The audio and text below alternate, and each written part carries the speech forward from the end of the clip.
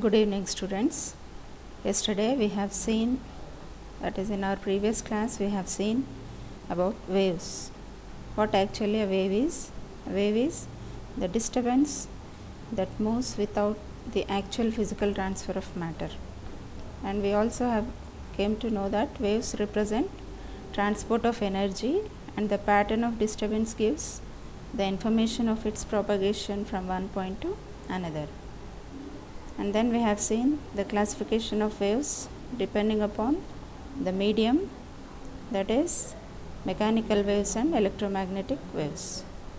And we also have seen that not all waves require medium for their propagation, that is the electromagnetic waves, they do not need a medium for their propagation. Best example is light waves, X-rays, UV rays, etc. So light waves can travel, we can say that light waves can travel through vacuum, and all the electromagnetic waves have same speed, that is the speed of light, which is denoted by c and is equal to 3 into 10 to the power of 8 meters per second. Then the second one is the mechanical waves. They require medium for their propagation. They cannot propagate through vacuum, and they involve oscillations of constant particles and depend on the elastic properties of the medium. Then we also have seen the classification of waves as longitudinal waves and transverse waves.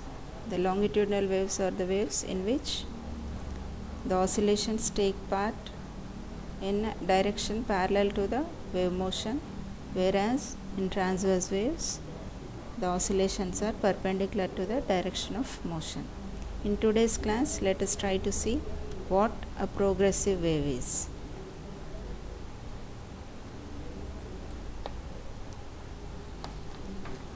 We can define the progressive wave in this way: a wave which travels continuously in a medium in the same direction without the change in its amplitude is called a travelling wave or a progressive wave. I'll repeat once again.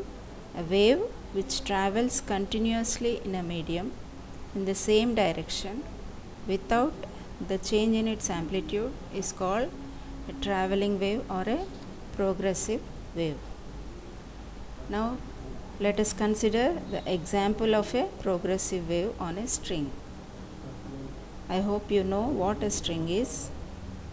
So let us consider the example of a progressive wave on a string. Here in this particular topic, we are trying to derive a relationship or an equation for the displacement of a progressive wave. So in this, when we write the equation, two conditions are to be satisfied, that is the relation for displacement should be a function of position and time. Why? Because this is the property of a simple harmonic motion. Only due to the simple harmonic motion of particles of the medium we are able to have waves. So now let us try to write the equation. So this is the equation in which y is the displacement of the wave, whereas x is the position, t is the time at any instance, and here a is the amplitude, and the argument of sign, that is kx minus omega t plus phi. This entire term is called as phase. So when x is equal to 0 and t is also equal to 0, that is in the initial condition, phi is said to be the phase, initial phase of the wave, and here k is the propagation constant or wave number we call. Then we have omega, which is the angular frequency. Now let us try to understand these terms by looking into the progressive transverse wave. So in this diagram you can see a transverse wave which is seemed to be progressing. in nature. So in this one we have crest and trough. This is the maximum displacement in positive direction. Crest is the maximum displacement in positive direction, whereas trough is defined as the maximum displacement in negative direction from the equilibrium position. And amplitude is the maximum displacement from equilibrium position. So amplitude only, the magnitude of amplitude is only taken, so it can be only positive. Then we have, because it is a transverse wave, the direction of disturbance is perpendicular to the direction of the wave.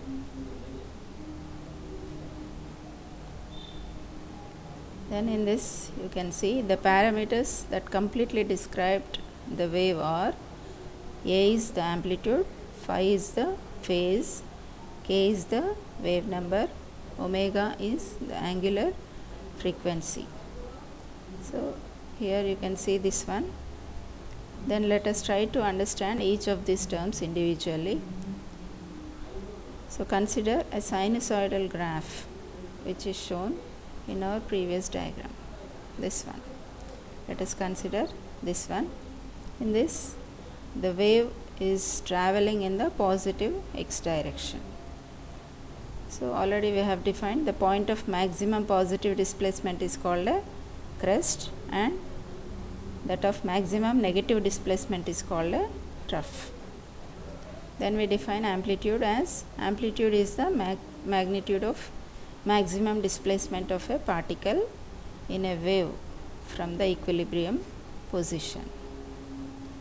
So here you have positive amplitude and negative amplitude, but as we take only the magnitude, so amplitude is always taken as positive. Then we have the phase. So the argument kx minus omega t plus phi of the sine function that we have took is called as phase of the function. Actually it gives the state of the motion of the wave. That means it exactly gives you the information about the position and the direction of the particle which is oscillating. So in our this diagram you can see different waves. So if you take this black one, let us say this is wave number 1, this green one is wave number 2, this pink one is wave number 3. And to evaluate phase, what we do is we take the angle or the phase, that is omega t term on x axis, and this is the displacement on y axis.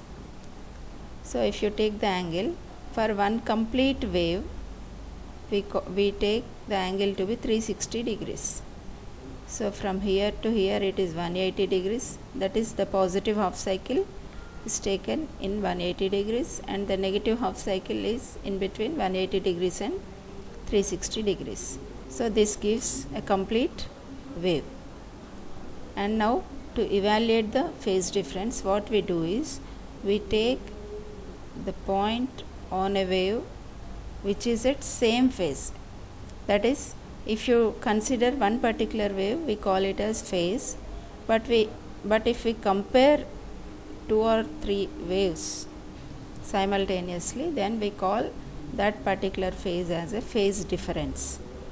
This is how we calculate. See here, this is the point where the first wave is starting and the second wave is starting somewhere here. So this is the starting point of first wave and this is the starting point of second wave. So if we take the difference of angles between these 2 points, so this is 90 and this comes to be around approximately 30. If we say 90 plus 30, 120 degrees. So 120 degrees minus 0 degrees will give you the phase difference between first wave and second wave. Or else you can also calculate in this way. This is the crest of first wave and this is the crest of second wave. So if you take the angular difference between these 2 points, okay, this is 90 degrees and this is something like 210 degrees. Okay, 210 minus 90 will give you 120 degrees. So this is the phase difference between wave 1 and wave 2. Similarly, you can also take the phase difference between wave 3 and wave 2. That is, here you have approximately 330 degrees and here it is 210. So the difference is 120 degrees. This is how you can calculate the phase difference. So you can also understand phase by looking at this particular picture. See, here you have two waves, one is red one, the other one is blue.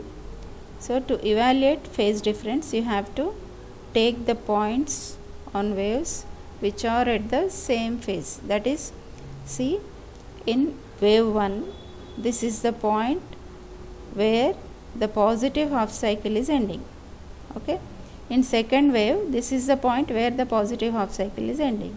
So these two are the points where the phase is same for both the waves. And now if you take the difference of individual phases, you get the theta or phi as a phase difference. So to once again explain this one, you can see also to this diagram. So in this also you have two waves. One is starting at 0 degrees and it is up to 360, again continuing because it is a progressive wave, and another wave, this is signal 2, is starting from 90 degrees. So now what is the phase difference between these two waves? Either you can take the starting points, that is 90 degrees minus 0 degrees, that is 90 degrees. Okay, or else this point, this is what, 180 degrees and this is 270 degrees. So 270 minus 180 is again 90 degrees. So the phase difference between these two waves is 90 degrees. So to evaluate phase, you can also understand by looking to this particular diagram. Here you have the wave this way, here because it is something related to electronics, voltage is taken, or else you can take the displacement. Here we have the angular frequency, that is omega t. Now see, here to take the angles on x-axis, this is how you have to take. This is sine 0. Why we call it as a sine wave means we apply different angles for sine function and plot a graph, then we get this kind of sine wave. See, sine 0 is 0 and sine 90 is 1. Let us take, this wave is taking maximum values between plus 1 and minus 1. Okay. So sine 0 is 0, sine 90 is 1, sine 180 is again 0, sine 270 is minus 1, sine 360 is 0. So this is how we get a sine wave. So in sine wave, you can easily evaluate the angle here by taking angle from 0 to 360 degrees. If you take it in radians, it will be from 0 to 2 pi. So the middle point is pi and here it is pi by 2, 0, pi by 2, 2 pi by 2, which is nothing but pi. Here it is 3 pi by 2, here it is 4 pi by 2. And we know that time period is the reciprocal of the frequency. Hope you understood phase. Then we have the term wavelength. Yesterday we had the definition of wavelength as the distance between two successive crests or troughs, or else we can also define the wavelength in this way, that is the distance between two successive points having the same phase is called the wavelength. Wavelength is the distance between two successive points having same phase. Okay, so it is denoted by lambda. Here you can see wavelength is the distance between two identical points such as a crest or a trough on a wave parallel to the direction of propagation of the wave. It can also be defined as the distance over which the wave shape repeats itself. So So it is measured in meters. See here, this is the point where the wave is starting, and after this particular distance the shape of the wave is going to be repeated. So this distance is called as wavelength. Then we have another two terms, that is propagation constant or angular wave number and angular frequency. Let us see what they are. Angular wave number is nothing but, it is denoted by k in our equation. We have seen that y of xt is equal to a sin kx minus omega t plus or minus phi, we have seen. So that k is nothing but angular wave number or propagation constant. It is given by, it is defined as this way: the wave number is the spatial frequency of a wave in terms of cycles per unit distance, or else the easy definition of this one is number of waves over a specified distance. So number of waves per distance is defined as angular wave number or propagation constant. It is denoted by k. K is written as equal to 2 pi by lambda. Then we have the units of k are radians per meter. K is equal to what? 2 pi by lambda. 2 pi is nothing but the angle which is expressed in radians, and lambda is expressed in meters. So units of k are radian per meter. Then we have angular frequency. Angular frequency is defined as the angular displacement per unit time of the rate of change of phase of a waveform, or else we can easily define it as the time interval between two successive phase points. Angular frequency can also be defined as the time interval between two successive phase points.